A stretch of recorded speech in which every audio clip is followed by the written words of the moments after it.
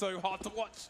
He might find a gun though. Oh, and a frag, that does the job as well. Here comes Snax. There's some damage in onto Fallen, but he's quite healthy still here. Snax needs some good connections, but he can't find those connections. It's Fallen instead, who closes the round down. In your mind's eye, you see Snax killing everyone. It's always possible whenever Snax is alive on the server. You've got to expect the worst to come your way. Didn't happen this time, but this was a great entry. That is an entry with style there from him. I almost wonder at this point if SK needs this iteration of SK, this temporary iteration, needs this level of pressure to bring the best out of themselves. Virtus Pro, tactical timeouts at the moment. SK 3 rounds behind.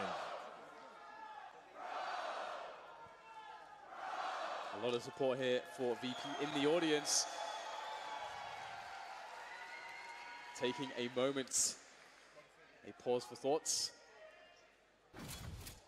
Oh, here it comes. We love these, don't we, James? The tweets.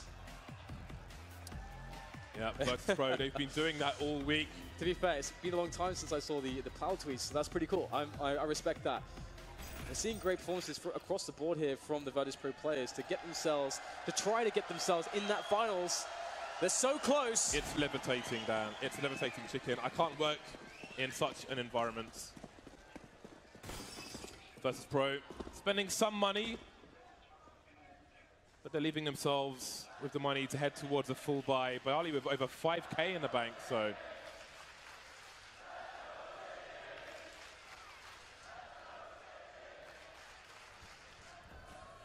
So we've got a pretty awkward situation here for VP. They need to stick to those close ranges. However, if they can get an opening frag or two, maybe some weapons can be availed to them as well at the same time. However, SK, they know that VP are in this position and they know how to deal with it. They know how to use the utility, how to make sure that those dangerous positions are dealt with those smokes, flashes, and molotovs. If they remain focused, it should be fine to deal with this. However, VP, they don't want to rest on their laurels here. Moving forwards is Neo. Get some information now. Snax will reposition. Fallen on his own on the upper A. Needs to be a little bit careful. But again, SK have the numbers game.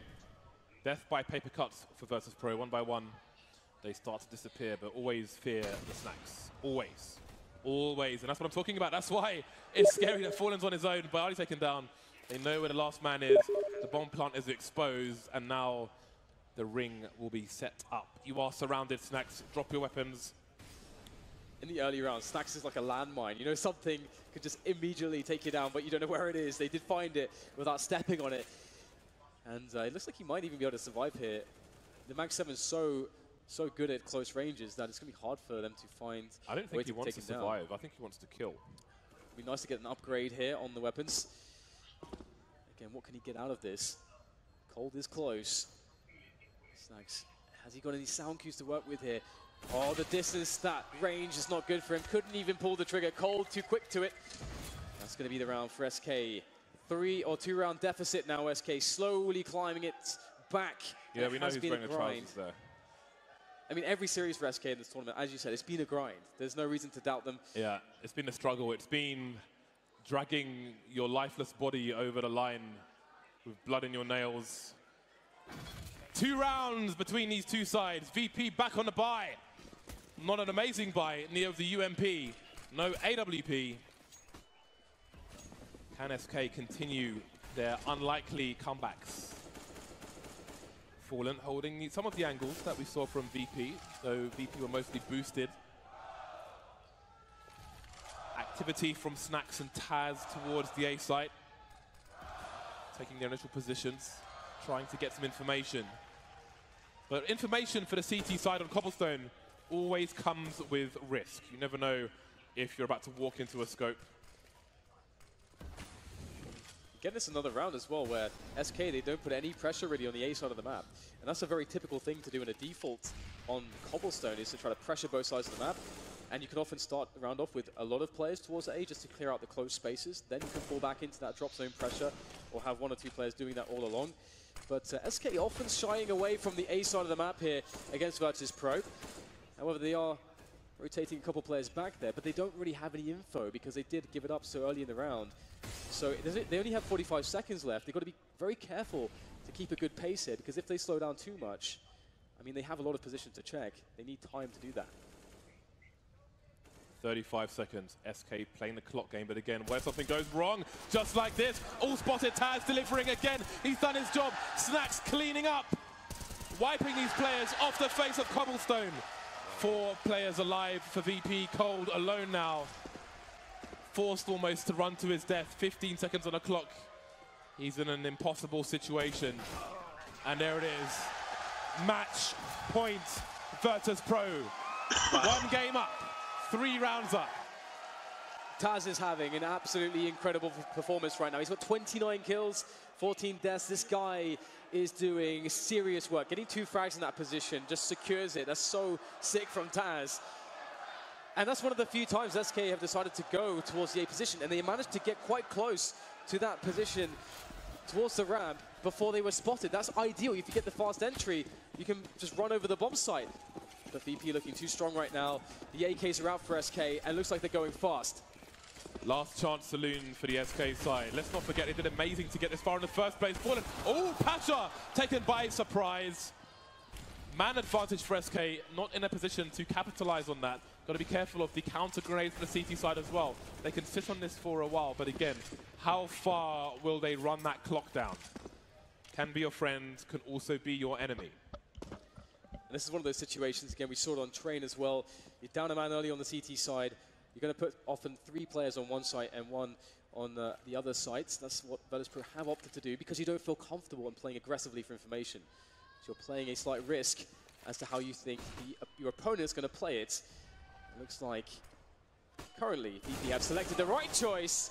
You're going to hit the shots as well. That's a good trade, but much more is required of VP to hold this B push that's incoming. They're starting to move, but now slowing down again. And VP, they can hear the sounds. They've got 2 players towards B already, including the AWP of Bayali. He needs to be amazing with it. They're starting to move in, but they're ever so careful, 1 by 1, maybe too careful. Falling to Neo, no response. 35 seconds, there are some grenades. That's the last one thrown now. Can they get the bomb down? Neo's just waiting for it. If he can thwart the plant, who knows what can happen. Fox doesn't see him, but only taken down. No trade. Fox may have won this round for his team. Snacks forced away. Great boost coming in from SK. That seems to have sealed the deal here. Snacks is going to be running for the hills. Keep hold of that AWP. SK keeping themselves in this one. Are we going to see more overtimes between these 2 teams? I wouldn't want it any other way. But there is quite a lot of work to be done here for SK. They will be moving only 2 rounds away from that situation. And how are we for the money here? It's not looking amazing for VP. No. Snacks in the tower. Reminds me of Cobblestone back in the day on public servers. Always people in the tower. Always one guy there. Doesn't care if his team loses a round, just to stay there the entire time. If you look at the average... You were that guy, weren't you, James? If you look at the average rounds, it's probably always because someone in the tower. Cold 0 down, looking for the damsel. Oh! Snacks escapes like a rat through a tiny hole. 2 rounds, SK.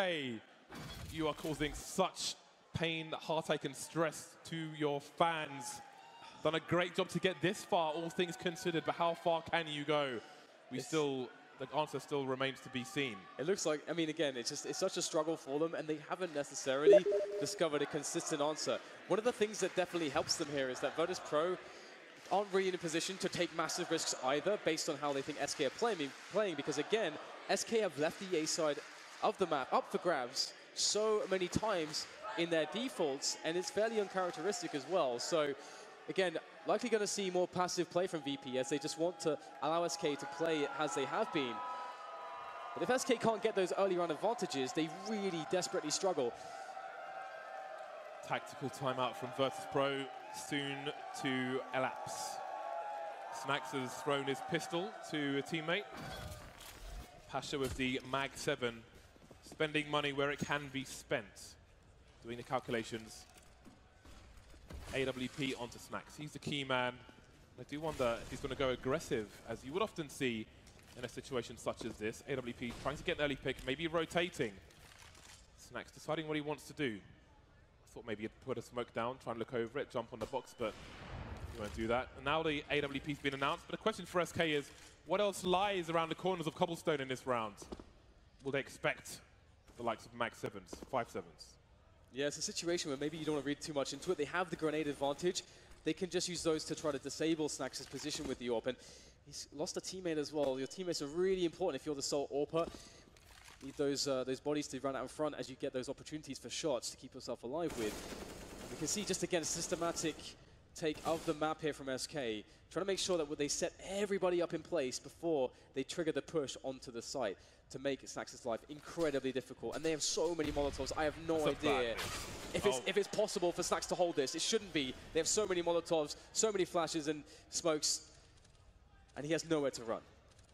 Now, SK have been very stoppy-starty, very edgy towards the plateau, and that may give Snax the opportunity he needs to find some picks. And again, the clock game is being played by SK, but they are the ones who need to plant the bomb. Snax, if he's right place, right time, this is really worrying because there are 20 seconds. Look at his position. He's not going to be successful, though. That is a huge frag. Now the bomb can definitely be planted.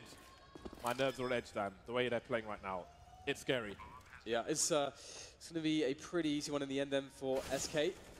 Again, it's good to see how thorough they are. Not making any mistakes, even though they are under so much pressure, but that's a great frag from Pasha. Sneaking in the back there. Extra money made for him, actually. Good kill in the end. We'll see, though, whether VP can actually close this one, because SK, they have a very good chance to go to overtime here. They've got a very strong buy. VP themselves also able to just get enough in there. Taz is going to be left a little bit weaker, I think. I'm not sure if the drop went onto him. We'll have to see.